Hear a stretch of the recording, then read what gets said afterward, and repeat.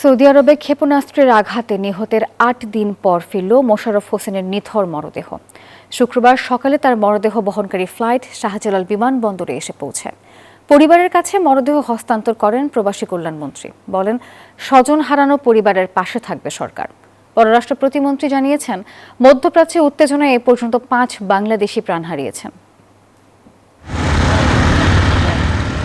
উন্নত জীবনের আশায় দেশ ছেড়ে ভিন দেশে পাড়ি জমিয়েছিলেন মোশাররফ হোসেন। চোখে অনেক আশা ও স্বপ্ন ছিল তার। যে মানুষটির ঈদে বাড়িতে ফেরা নিয়ে সবার মুখ থাকত হাস্যোজ্জ্বল, আজ তিনি ফিরলেন কফিনবন্দি হয়ে। শাহজালাল আন্তর্জাতিক বিমানবন্দরে মোশাররফকে বহনকারী বিমানটি দেশের মাটিতে নামে শুক্রবার সকালে। নিথর দেহ নিতে আসা স্বজনদের মাঝে নেমে আসে শোকের ছায়া। সারাদিন কাজের পরে যখন রাতে ওনাদের ক্যাম্পে ছিল, ওইখানে মিসাইল এসে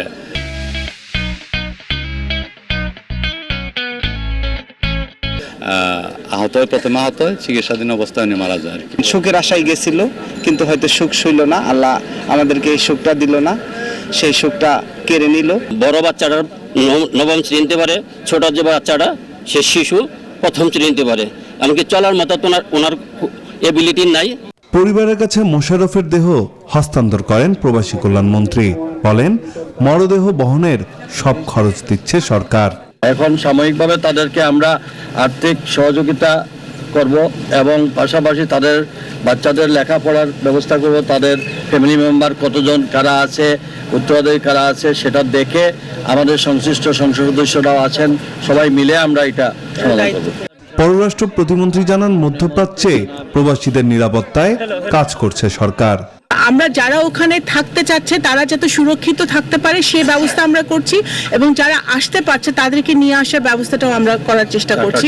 গত ৪ মার্চ একটি আবাসিক ভবনে ইরানের ছোড়া ক্ষেপণাস্ত্রের আঘাতে প্রাণ হারান মোশাররফ। সৌদি আরবের আল খারাজ এলাকায় এই হামলা হয়। নাইম আল চিকো, নিউজ 24, ঢাকা।